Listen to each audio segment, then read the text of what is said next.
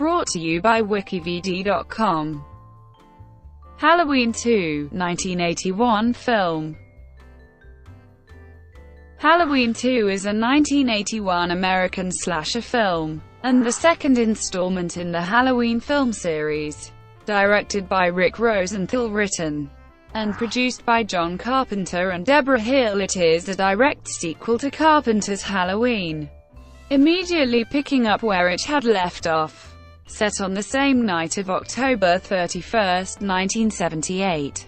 Michael Myers follows survivor Laurie Strode to a nearby hospital while Dr.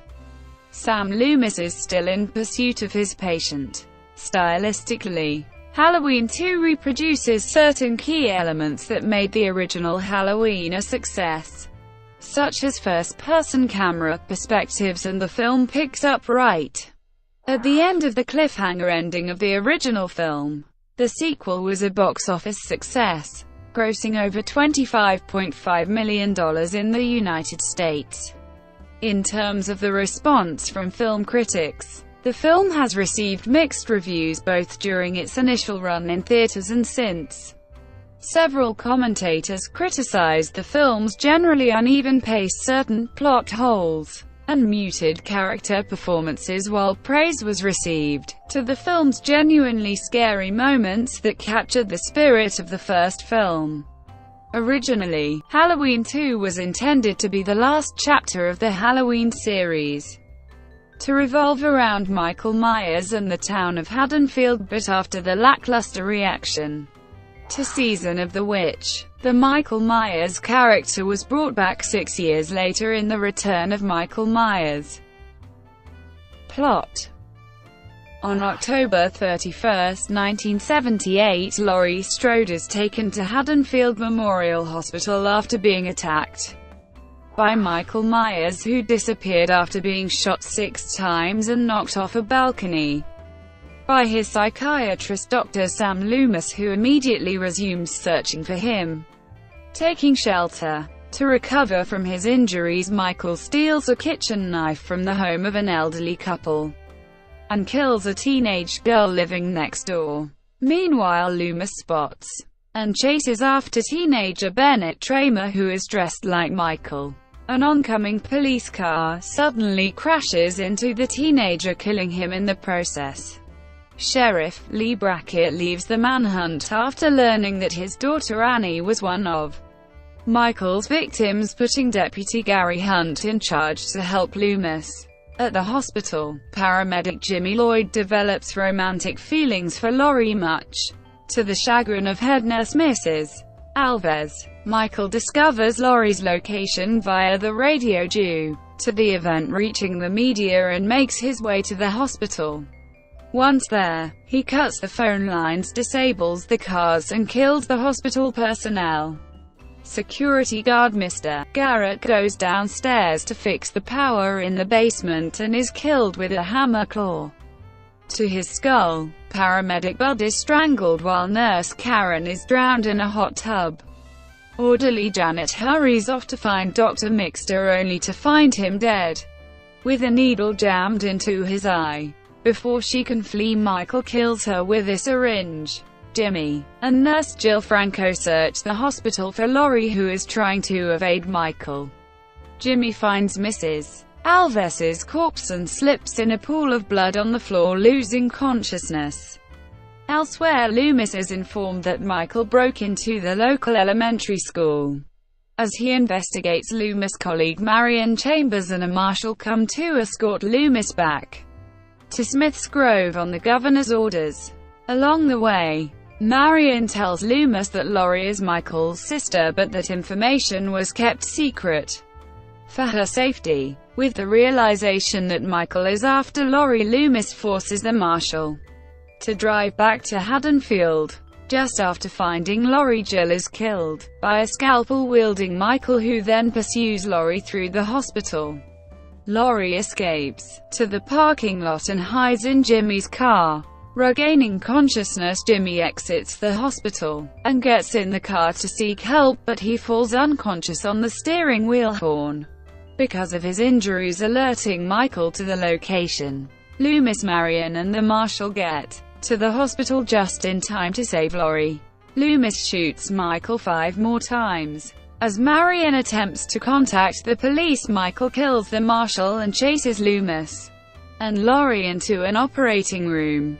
Michael stabs Loomis in the stomach, wounding him, but Laurie shoots Michael in the eyes, blinding him. Loomis and Laurie fill the room with ether, an oxygen gas. Loomis orders Laurie to run and sacrifices himself by igniting the gas, which blows up the operating room with him and Michael inside. Michael emerges from the room, engulfed in flames, before he collapses and finally dies. Early the next morning, Laurie is put in an ambulance and driven to safety. Development. Carpenter and Hill, the writers of the first Halloween, had originally considered setting the sequel a few years after the events of Halloween. They planned to have Myers track Laurie Strode to her new home in a high-rise apartment building. However, the setting was later changed to Haddonfield Hospital in script meetings. Halloween executive producers Irwin Yablans and Mustafa Akkad invested heavily in the sequel, boasting a much larger budget than its predecessor, $2.5 million, even though Carpenter refused to direct. Most of the film was shot at Morningside Hospital in Los Angeles, California, and Pasadena Community Hospital in Pasadena, California. There was discussion of filming Halloween 2 in 3D. Hill said, "We investigated a number of 3D processes, but they were far too expensive for this particular project. Also, most of the projects we do involve a lot of night shooting. Evil lurks at night.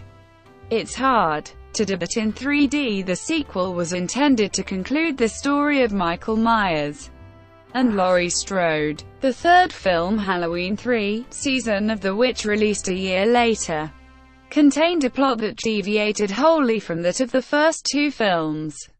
Tommy Lee Wallace, the director of Halloween 3, stated, "It is our intention to create an anthology out of the series, sort of along the lines of Night Gallery or The Twilight Zone, only on a much larger scale."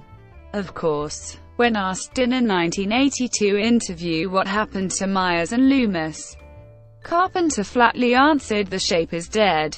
Pleasance's character is dead too, unfortunately." Neither Carpenter nor Hill were involved in the later sequels that featured Michael Myers again.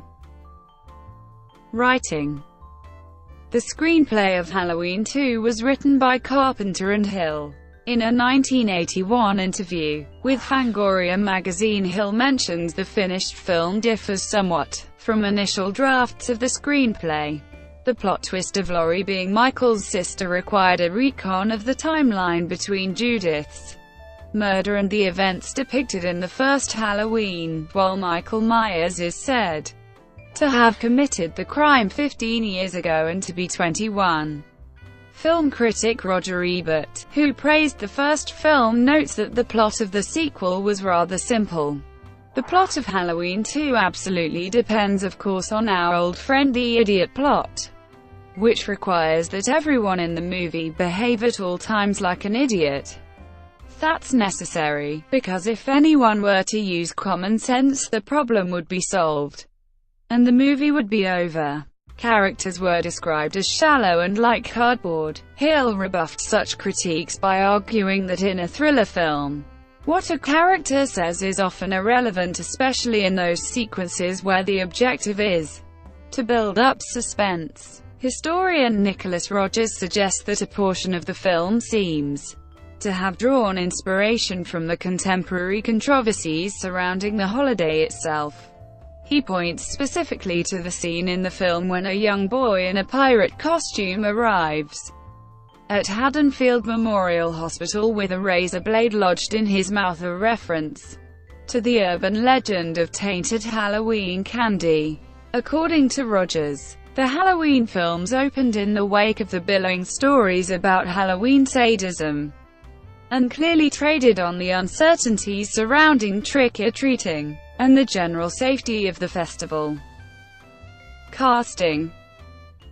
The main cast of Halloween reprised their roles in the sequel with the exception of Nick Castle, who had played the adult Michael Myers in the original. Veteran English actor Pleasance continued the role of Dr. Sam Loomis, who had been Myers' psychiatrist for the past 15 years while Myers was institutionalized at Smith's Grove Sanitarium. Curtis again played the teenage babysitter Laurie Strode, the younger sister of Myers. Curtis required a wig for the role of long-haired Laurie Strode, as she had her own hair cut shorter. Charles Cyphers reprised the role of Sheriff Lee Brackett, though his character disappears from the film when the corpse of his daughter Annie is discovered. Actor Hunter Von Leer heads the manhunt for Myers in the role of Deputy Gary Hunt. He admitted in an interview that he had never watched Halloween before being cast in the part. He stated, "I did not see the original first, but being from a small town I wanted the deputy to have compassion." Nancy Stevens, who played Loomis' nurse colleague Marion Chambers in the original, also reprised the character and was given a more important role, revealing to Loomis the family connection between Laurie and Michael. Stunt performer Dick Warlock played Michael Myers, replacing Castle, who was beginning a career as a director. Warlock's previous experience in film was as a stunt double in films such as The Green Berets and Jaws and the 1974 television series Kolchak, The Night Stalker. In an interview, Warlock explained how he prepared for the role, since Myers received far more screen time in the sequel than the original. Warlock said, "I watched the scenes where Laurie is huddled in the closet. Michael breaks through, she grabs a hanger and thrusts it up and into his eyes. Michael falls down and Laurie walks to the bedroom doorway and sits down. In the background we see Michael sit up and turn towards her to the beat of the music. Anyway, that and the head tilt were the things I carried with me into Halloween 2. I didn't really see that much more to hang my hat on in the first film." Warlock also claims that the mask he wore was the same one Nick Castle used in the first film. Hill confirmed this in an interview. The supporting cast consisted of relatively unknown actors and actresses except for Jeffrey Kramer and Ford Rainey. Most of the cast previously or later appeared in films or television series by Universal Studios. Kramer was previously cast in a supporting role as Deputy Jeff Hendricks in Jaws and Jaws 2. In Halloween 2, Kramer played Dr. Graham, a dentist who examines the charred remains of a boy confused with Myers. He was chosen to play Haddonfield Memorial Hospital's drunk resident Dr. Frederick Mixter. A host of character actors were cast as the hospital's staff. Many were acquaintances of director Rosenthal. He told an interviewer, "I'd been studying acting with Milton Katsellers at the Beverly Hills Playhouse and I brought many people from the Playhouse into Halloween 2. These included Pamela Susan Shoop, Leo Rossi, Anna Alicia, and Gloria Gifford." Rossi played the part of Bud Scarlotti, a hypersexual EMS driver who mocks Jimmy as a college boy. Shoop played Nurse Karen Bailey, who is scalded to death by Myers in the hospital therapy tub. Featured in the only nude scene in the film, Shoop discussed filming the scene in an interview. "Now that was hard. The water was freezing cold and poor Leo Rossi and I could barely keep our teeth from chattering. The water was also pretty dirty and I ended up with an ear infection." Gifford and Alicia played minor supporting roles as head nurse Mrs. Virginia Alves and orderly Janet Marshall. Actor Lance Guest played an EMS driver Jimmy Lloyd. The last Starfighter director Nick Castle stated in an interview, "When I was assigned to the film, Lance Guest was the first name I wrote down on my list for Alex after seeing him in Halloween 2. Castle adds he possessed all the qualities I wanted the character to express on the screen. A kind of innocence, shyness, yet determination." Future Saturday Night Live and Wayne's World star Dana Carvey also appears briefly in a non-speaking role, wearing a blue baseball cap and receiving instructions from the TV reporter. Directing. Carpenter refused to direct the sequel and originally approached Tommy Lee Wallace, the art director from the original Halloween, to take the helm. Carpenter told one interviewer, "I had made that film once and I really didn't want to do it again." After Wallace declined, Carpenter chose Rosenthal, a relatively unknown and inexperienced director whose previous credits included episodes of the television series Secrets of Midland Heights. In an interview with Twilight Zone magazine, Carpenter explains that Rosenthal was chosen because he did a terrific short called Toya. It was full of suspense and tension and terrific performances. Stylistically, Rosenthal attempted to recreate the elements and themes of the original film. The opening title features a jack-o'-lantern that splits in half to reveal a human skull. In the original, the camera zoomed in on the jack-o'-lantern's left eye. The first scene of the film is presented through a first-person camera format in which a voyeuristic Michael Myers enters an elderly couple's home and steals a knife from the kitchen. Rosenthal attempts to reproduce the jump scenes present in Halloween, but does not film Myers on the periphery, which is where he appeared in many of the scenes of the original. Under Rosenthal's direction, Myers is the central feature of a majority of the scenes. In an interview with Luke Ford, Rosenthal explains, "The first movie I ever did, Halloween 2, was a sequel, but it was supposed to be a direct continuation. It started 1 minute after the first movie ended. You have to try hard to maintain the style of the first movie. I wanted it to feel like a two-parter. You have the responsibility and the restraints of the style that's been set. It was the same crew. My philosophy was to do more of a thriller than a slasher movie." The decision to include more gore and nudity in the sequel was not made by Rosenthal, who contends that it was Carpenter who chose to make the film much bloodier than the original. According to the film's official website, Carpenter came in and directed a few sequences to clean up some of Rosenthal's work. One reviewer of the film notes that Carpenter, concerned that the picture would be deemed too tame by the slasher audience, refilmed several death scenes with more gore. When asked about his role in the directing process, Carpenter told an interviewer, "That's a long story. That was a project I got involved in as a result of several different kinds of pressure. I had no influence over the direction of the film. I had an influence in the post-production. I saw a rough cut of Halloween 2 and it wasn't scary. It was about as scary as Quincy. So we had to do some post-production work to bring it at least up to par with the competition." Rosenthal was not pleased with Carpenter's changes. He reportedly complained that Carpenter ruined my carefully paced film. Regardless, many of the graphic scenes contained elements not seen before in film. Roger Ebert claims, "This movie has the first close-up I can remember of a hypodermic needle being inserted into an eyeball." The film is often categorized as a splatter film rather than a slasher film due to the elevated level of gore. Film critic John McCarthy writes of splatter films, "They aim not to scare their audiences necessarily, nor to drive them to the edge of their seats in suspense, but to mortify them with scenes of explicit gore. In splatter movies, mutilation is indeed the message." Rosenthal later directed the 8th film in the Halloween series, Halloween Resurrection, which ironically contained graphically violent content. Music. Carpenter composed and performed the score with Alan Howarth, who had previously been involved in Star Trek: The Motion Picture and worked with Carpenter on several projects including Escape from New York, Halloween 3, Season of the Witch, Christine, and Prince of Darkness.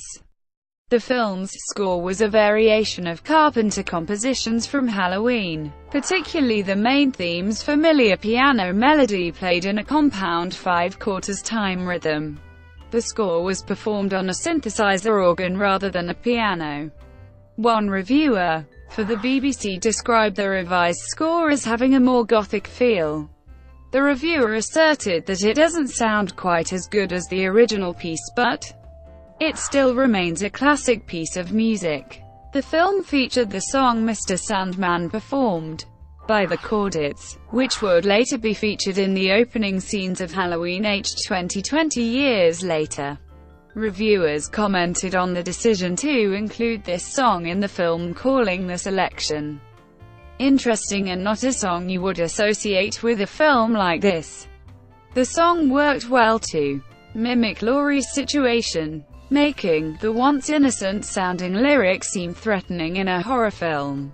Another critic saw the inclusion of the song as inappropriate and asked what was that about. Release. To advertise Halloween 2, Universal printed a poster that featured a skull superimposed onto a pumpkin. This imagery is described by film historian and sociologist Robert E. Capsis as an unmistakable horror motif. Capsis points out that by 1981 horror had become a genre non grata with critics. The effect of this can be seen in the distributor's promotion of the film as horror, while at the same time stressing that the sequel, like its predecessor, was more a quality suspense film than a slice-and-dice horror film. Use of the tagline "More of the Night He Came Home," a modified version of the original Halloween tagline, hoped to accomplish the same task. Theatrical run. Halloween 2 premiered on October 30, 1981. The film grossed $7,446,508 on its opening weekend.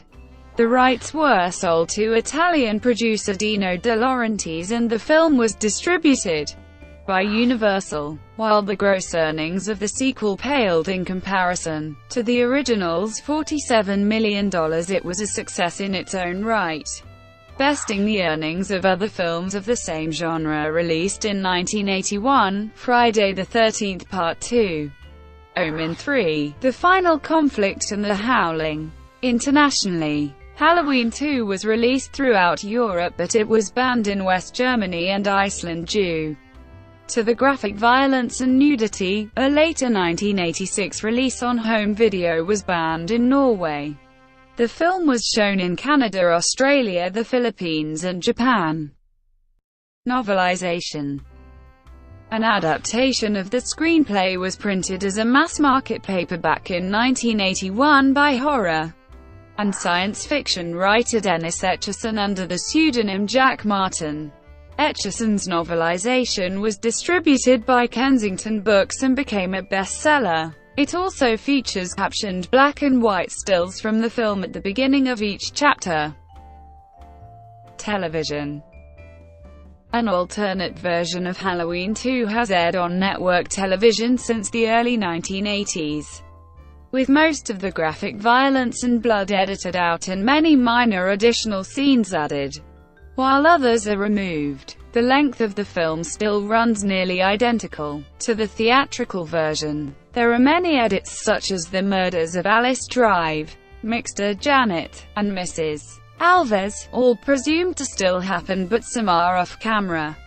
Jimmy's discovery of Mrs. Alves dead and his subsequent slipping in the pool of blood has been significantly shortened and moved just prior to the explosion which kills Myers. Also added are scenes of Michael cutting the power and a power generator kicking in. There is also extra dialogue between Laurie and Jimmy, Laurie and Mrs. Alves, Janet and Karen, and Mr. Garrett, Bud and Karen, Jill and Jimmy, etc. Another notable difference is the killing of the marshal. In the theatrical version his throat is slit while in the TV version it is softened, with Michael grabbing him and stabbing him from behind. while the theatrical version ends with the deaths of Michael Myers and Dr. Loomis and leaves the audience in a gray area as to whether Jimmy survives. The television cut features an extended ending showing Jimmy alive in the ambulance with Laurie Strode. They hold hands and Laurie says, "We made it." Home video release.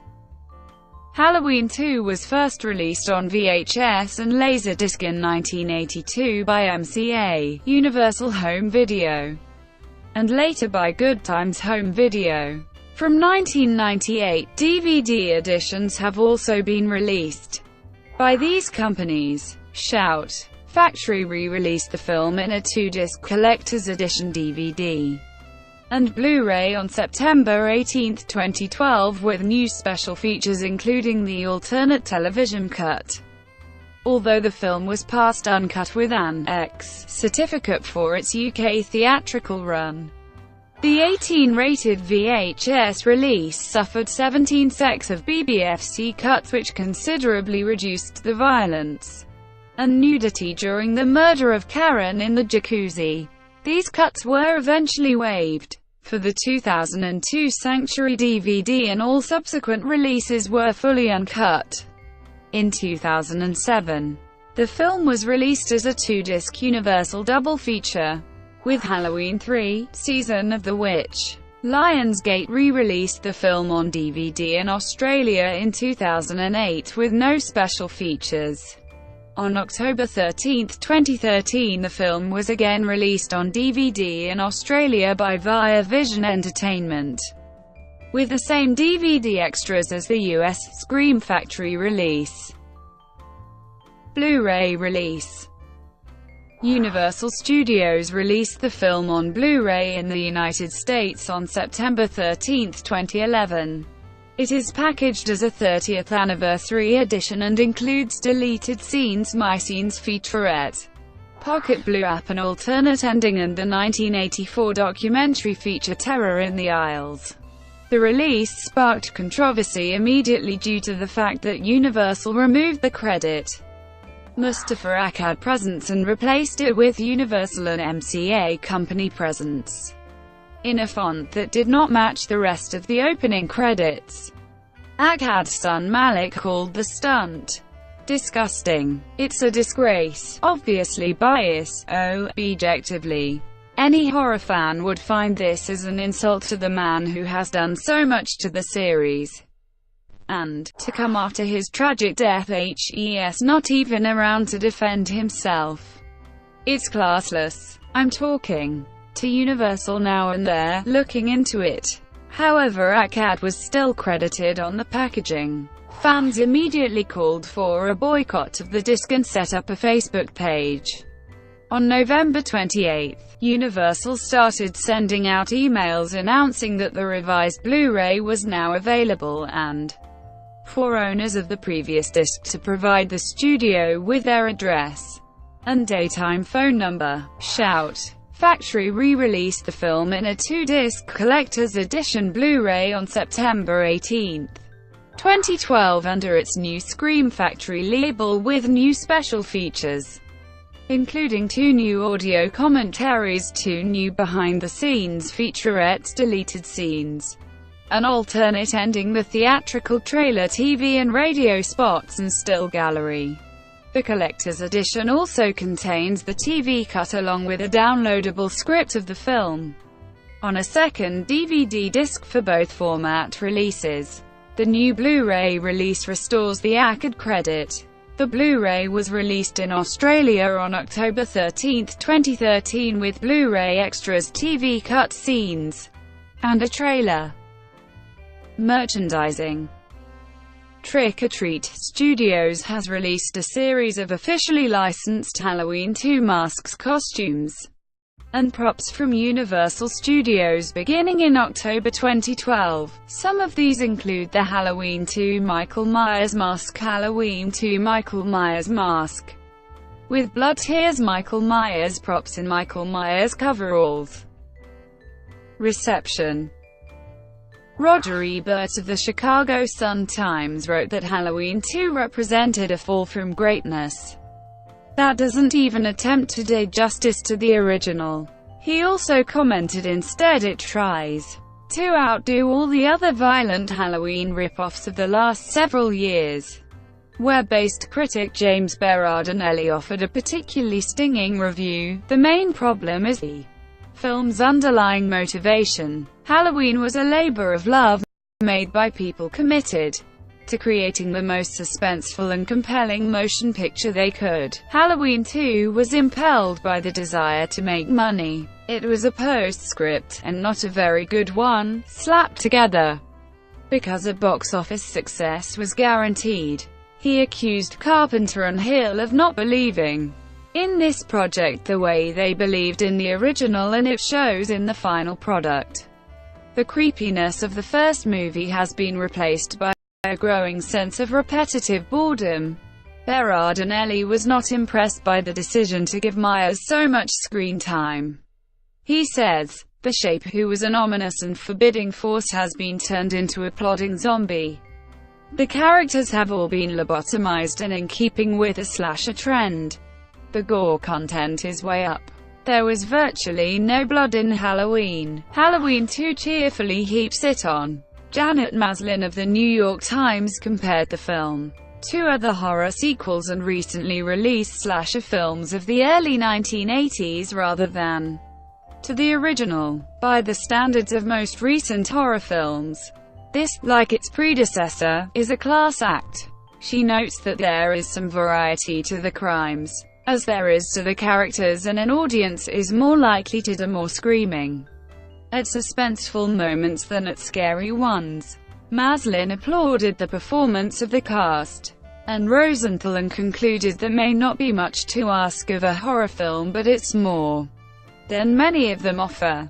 David Pirry's review in Time Out magazine gave Rosenthal's film positive marks, stating, "Rosenthal is no Carpenter, but he makes a fair job of emulating the latter's visual style in this sequel." He wrote that the Myers character had evolved since the first film to become an agent of absolute evil.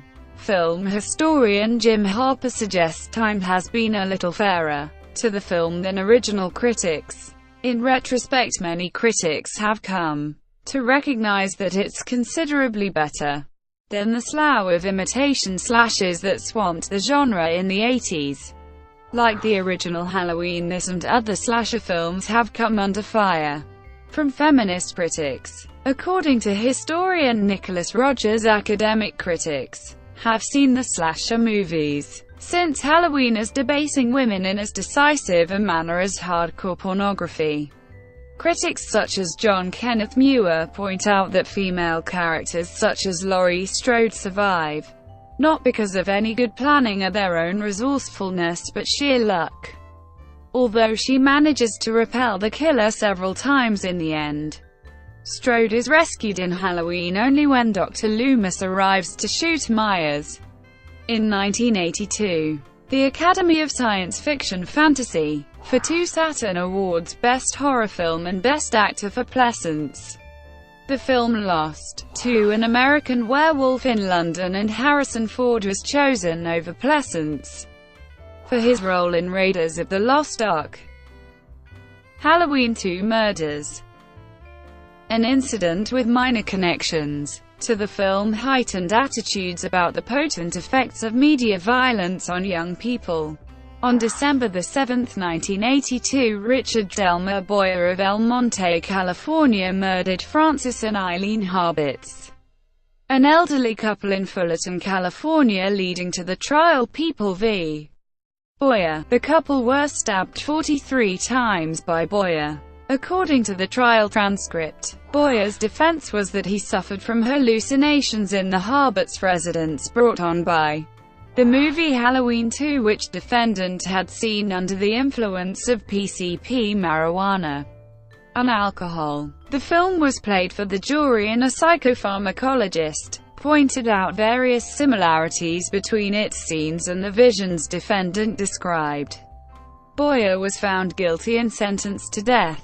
The incident became known as the Halloween 2 Murders and was featured in a short segment on TNT's Monster Vision hosted by film critic Joe Bob Briggs. Following the trial, moral critics came to the defense of horror films and rejected calls to ban them. Thomas M. Sipos, for instance, stated it would be silly after all to ban horror films just because Boyer claims to have thought that he was reenacting Halloween 2, or to ban Cars because Texas housewife Clara Harris intentionally ran down and killed her husband. Nor does it make sense to ban otherwise useful items such as drugs or guns just because some individuals misuse them. Brought to you by WikiVidi.com. Would you like to know more?